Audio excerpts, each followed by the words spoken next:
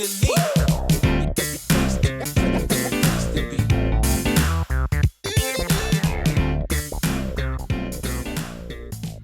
welcome back to the Citizen channel. I continue a look at Jack Grealish's time at City's. As I'm recording this, joined Everton on loan with an option to buy at the end of the season. So I thought we'd have a look back at his time at City. Interesting, to say the least. Yes, this is part 2. Make sure you've checked part 1, guys, please. If you like the content and you want to help the channel, if you can smash that like button, that's wonderful. Subscribe if you've not already done so, make an old City fan very happy. And there's something called a hype button as well, isn't there? You can hype me, mate. Guys, that's be wonderful. Press that hype button, give us your points. That helps all the algorithms and all this sort of thing. But you can just give us a like, guys. That'll help me out as well. That'll help the channel out. Right, in part 1 of this, yes, we covered Jack's first season with City, 2021-22, where a lot of the time it seemed Pep had to fight criticism from him, from the media, of course, not the fans. The fans were reasonably happy. He was constantly booed, of course, by opposing fans, and of course Jack himself took a little time to settle in. He admitted it. He had 1 or 2 discipline problems, and despite the fact you couldn't really wish to meet a nicer bloke away from football, but yeah, he was very approachable. So yeah, we went through that, but his second season we're going to look at today will be better and of course very special by the end of it, and we're talking of course season 22-23. In pre-season in the US, Simon Bukowski, the Manchester Evening News journalist, commented that Jack terrified the Mexican team's Club America defence in a 2-1 win on the 21st of July, as he came in for some tough tackles, but basically just took the piss of the Club America team. And even our new boy Erling said at the time, "I like the vibe around Jack, it'll be fun." Yeah. Simon Bukowski also said of his, again, standout contribution in a 1-0 win over Bayern, a sensational touch and perfect square cross to assist Haaland, which characterised another all-action display. Simon gave him a score of 8 out of 10 for that. Back on UK soil and in the season's opener, the Community Shield against Liverpool, of course, played at the Leicester Stadium, King Power Stadium. No joy for Jack, though, in this one, or City, of course, as Liverpool went on for a 3-1 win. And he was fairly nondescript in a 2-0 win at West Ham on match day 1 of the new Premier League season. He got just a 6 rating, which is an average rating from Simon Bukowski in the Manchester Evening News. He was dropped to the bench for the visit at Bournemouth on the 13th of August. He replaced Foden at half-time in a 4-0 win. 6 again from Simon Bukowski. Consistent Jack, weren't he? And another sports journalist, Steve Bates, also rated him a 6 out of 10. Jack was left out of the squad with a small injury for the remaining 3 August league games and a friendly in Barcelona, but returned to the bench for the visit to Villa on the 3rd of September, which ended in a 1-1 draw. And he had a start in against Sevilla in a 4-0 win. Another start in our opening home Champions League game, a 2-1 win over Dortmund, but again, not great. Simon Bukowski said, "Really not clicking at the moment, sloppy touch, wasteful wayward passing, running into a few cul-de-sacs." He scored him just a 3 out of 10, which, believe me, is low for Simon Bukowski. But in a show of faith by Pep, he repaid it just days later on the 17th of September away at Wolverhampton, when it took him just 55 seconds to open the scoring, and when he turned in a KDB cross. We won that one 3-0. Jack Flash was the headline. A little bit better than 3 out of 10, wasn't it? Pep said, "I'm happy for him, for the victory, for his incredible performance to play." And a great display, as Jack was nearly cut in half as well by Nathan Collins in the game. The Wolves player was sent off for this. Martin Blackburn for the Sun said, "The real Greal. Jack's finally showed signs of his £100 million form." A 9 out of 10 for Simon Bukowski in the 6-3 beating or battering of United at the Etihad on the 2nd of October, as he teased the Reds, earning two of them bookings, as only Jack Grealish could do, really. On the 5th of October, he was on the cover of the FC Copenhagen game programme, and his Premier stats at that stage read, this is Villa as well, 126 appearances, 19 goals, 19 assists, assists, passes per match 32.72, almost 33. Shots 68 on target with 34% accuracy. He received the Man of the Match trophy in a 5-0 win and 9 out of 10 from Simon Pekowski. Things were improving, though Simon did suggest he needs to chip in with goals in games such as this. Yes, he was getting a few chances, Jack, but he wasn't putting them away, unfortunately. 4 days later, he came off the bench to replace Foden on 58 minutes in a 4-0 Etihad win over Southampton. A point in Copenhagen and a 0-0 guaranteed a round of 16 spot, though Grealish, with a more central role late on, had a pretty quiet game.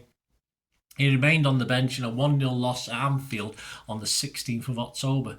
A 6 rating in the next home game, a 3-1 win over Brighton on the 23rd of October, and a late sub appearance for Foden and a 0-0 in Dortmund to clinch top spot in the group the following Tuesday. A start in a 1-0 win at Leicester on the 29th of October, but just a 5 rating from Simon Pekowski, who said another frustrating afternoon where he didn't see much of the ball and wasn't able to do much with it when he did. Slightly better with a 6 rating against Sevilla in the final Champions League group game, a 3-1 win. Rodri replaced Jack at half-time in that one. Subbed again on 64 minutes in a 2-1 win over Fulham, but certainly no fireworks from Jack on the 5th of November. But in the Carabao Cup home win over Chelsea, a 2-0 win on the 9th of November, Pep again was complimenting the player and called his performance magnificent. No goals though, because Mendy of the Pensioners keeper have been in great form tonight, Jack, on at least 3 occasions. Pep went on to say he didn't score, but with the chances he will do it. He was exceptional again. Simon Pekowski rated him an 8, saying somehow didn't score despite what seemed like a personal battle with Mendy. Outstanding all night though. A deserved rest on the bench at home to Brentford before another Carabao Cup game at home to Liverpool on the 22nd of December, though he was a bit part player, replacing Palmer on 72 minutes in a 3-2 win. But he was on the back pages for the right reasons again in the 3-1 win at Ellen Road on the 28th of December, chipping in with 2 assists, but it wasn't all plain sailing. Sam Pekowski said of his 7 out of 10 performance, how do you sum up that performance? With difficulty. A shocker in the first half, 2 assists in the second. He got just a 6 from Jeremy Cross despite these assists. 6 ratings again in a home 1-1 draw with Everton on New Year's Eve, though he was involved in the build-up to City's goal. He combined with the other second-half sub to score the only goal in a 1-0 5th of January win at Chelsea. He and Mahrez were 60th minute substitutes, and Grealish's low cross was swept home by Riyad. Simon Pekowski gave him a 7, also a 7 from Adrian Kajumba, writing for the Daily Mail. The City bowed out at the Carabao Cup at Southampton. Depressing game that was. In a 2-0 defeat on January 11th. He was not the worst, but was placed on 55 minutes by Haaland. It looked good for both City and Jack as he netted the opener against United after just 3 minutes of coming on as a substitute in the second half on the 14th of January at Old Trafford. But, of course, it ended in a controversial 2-1 Derby Day loss, and it was indeed a rare Grealish headed goal. Yes, I think he'd scored 2 previously before this one. He worked hard and rated a 7 from Simon Pekowski for his contribution to a comeback win over Spurs in a 4-1 Etihad win on January the 19th. He got a 7 from Jeremy Cross for that one. He was better in a 3-0 home win over Wolves even on 22nd of January. Simon Pekowski said, attacked with energy, raced back to help whenever he could. He got an 8 from him and a 7 from David McDonnell, another of the sports journalists. In FA Cup round 4 action and a 1-0 win over Arsenal on the 27th of January, it was Jack being the quickest to react as a long-range Alvarez effort smacked the post. Unable to get to a shot off himself, he laid it back for Aki to calmly curl into the far corner. A 7 out of 10 from Simon Pekowski, but a difference of opinion for that one. Ian Laderman, writing for the Mail, scored him just a 5, so big difference of opinion. Despite a defeat at Spurs on the 5th of February 1-0, it was his defensive work that pleased Simon Pekowski, who rated him a 7. Jack earned City a penalty in a 3-1 win over his ex-employers Villa at home on the 12th of February. It was a constant bother to the villains. On the 15th of February, scored by Parrin home, making it 2-1 in the 3-1 away victory against league leaders Arsenal to help us overtake them in the Premier League title race.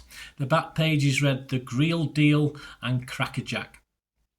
An 8 rating for that one from Simon Pekowski, 7.5 from Oliver Holt and a 9 from Jeremy Cross. A frustrating 1-1 draw at Forest on the 18th of February, despite Grealish picking out Bernardo to put City ahead just before half-time. A 7 from Simon Bukowski, and Simon Mullock also scored him a 7. And another 7 from Simon Bukowski's Grealish assisted Riyad Mahrez. His run and ball through the middle was allowed to run by Gundogan for Mahrez to finish to make it 1-0 against RB Leipzig in the Champions League round of 16 first leg on the 22nd of February. Despite the game ending 1-1, he was later lauded as impossible to play against by both Rio Ferdinand, although he's what he knows about football, and Owen Hargreaves, again, what does he know about football? They do occasionally talk some sense. So Grealish was now becoming one of Pep's first names on the team sheet, and when he was left out of the starting 11 in our 3-0 FA Cup win at Bristol City on the 28th of February, it was his appearance off the bench that spurred City on to a more comfortable win. Effective in a tight but important 1-0 win at Palace on March the 11th, a 7 from Simon Bukowski and Tom Hopkinson, another newspaper journalist. He was on the cover of the programme for the round of 16 second leg against RB Leipzig as City demolished the Germans 7-0. He played in Gundogan to make it 4 just before half-time. He got an 8 from both Simon Bukowski and John Cross. On March the 19th, he was an 89th minute substitute for KDB in a 6-0 home slaughter over Burnley. After 27 games, City sat 5 points behind Arsenal. Rested for the visit of Liverpool on April Fool's Day, he was the star man in a 4-1 win after going a goal behind. Haalandless City had no problem disposing of Liverpool that day. One moment, Jack was intercepting a Salah ball that looked an easy tap-in for Jota, and the next part of a great City move ending with Gundo finding Grealish on the wing, whose cross was swept in by Alvarez to equalise on 27 minutes. City's dominance told in the second 45 minutes, and Grealish himself scored the fourth on 74 minutes to seal the win. A lovely 1-2 with KDB as he sauntered past Alexander-Arnold to beat Alisson. Simon Bukowski scored him a 9 out of 10, saying he's been getting better and better this season, but this was a magnificent showing. A nile from Neil Moxley also in the mirror, and star football pullout. Pep said today he was amazing. I like the standing ovation. He deserved it all season. He was playing well. A week later at Southampton, another goal and assist at St Mary's. He gave City a 2-1 lead on 58 minutes. His initial shot was saved, but he remained calm to score the rebound, and 10 minutes later he teed up a Haaland volley for 3-1. An 8 out of 10 from Simon Mullock and Simon Bukowski, who complimented his cool head and his fine form. Another Simon Bukowski 8 out of 10 in the 3-0 home romp over Bayern Munich on 11th of April in the Champions League quarter-finals. He noted that the link-up play with Haaland was becoming something special. He also got an 8 from Gideon Brooks for the Express. On the 15th of April, Jack featured, on the match day programme cover for the home game with Leicester City.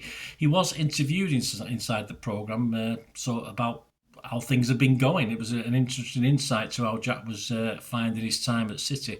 And so join me next time as we move to this. We'll have a look at this. We'll this piece, have a look through it, and also a season, of course, that was racing towards a spectacular climax. So join me again, guys, next time for that. Please, if you enjoy the content, I hope you do. Let us know your memories of Jack. Of course, doubtfully we'll ever see him play for City again at this point in time. You never say never, but hey, doubtful. So let us know your memories, please. If you do like the content and you press those buttons, there are other ways to support the channel as well, which would be wonderful if you can do that. Or you just want to contact me through my various socials or ways of doing that, and all you ever have to do, guys, is keep watching and listening. Thanks for that, guys. Hope you enjoyed the feature anyway, and please, if you can, give us a thumbs up, give us a like, that'd be wonderful.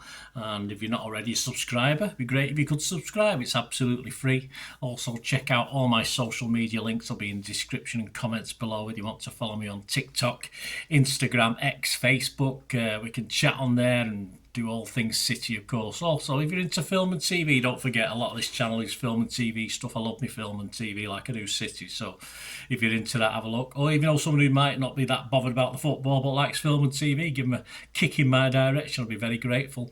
And special thanks as ever to supporters of the channel Piat6505. They've got a little eBay shop selling film and TV memorabilia mainly, including books, magazines, posters, lots of posters, and they do have some City stuff as well that they've purloined off me over time, so there'll be a few bits and pieces, probably more going on as well. So have a look at Piat6505 on eBay. And yes, if you do go onto eBay, and if you remember, we do have memberships, 99p a month. You get early access to all my vlogs, so as soon as I do them, you get them. Sometimes it could be months before they're published generally, so a lot of the history stuff, so you have access. The membership gives you access to that. It gives you 10% extra off at Piat6505 if you want to buy any of that memorabilia, so you can actually gain that from being a member and support the channel. That's a great way of supporting the channel, of course, like watching the ads on the original thing that you've seen now, my original feature. That'd be fantastic. So yeah, also, before we go, podcasts. If you like your podcasts, I do a podcast with Mike Long in South Korea. It's called Bolt from the Blue, in our 8th season. Yeah, we've had some good fun on there. We're trying to have a bit of humour, generally look at City's games as and when we play them, have a look back. So please check out that. It's on Soundcloud, Spotify, all good places you get your podcasts from. There you go, guys. Thanks for watching. Hope you enjoyed everything about this feature, and you didn't mind me asking you about this at the end. And please, all I ever ask for you is to stay safe, everyone, especially you Blues.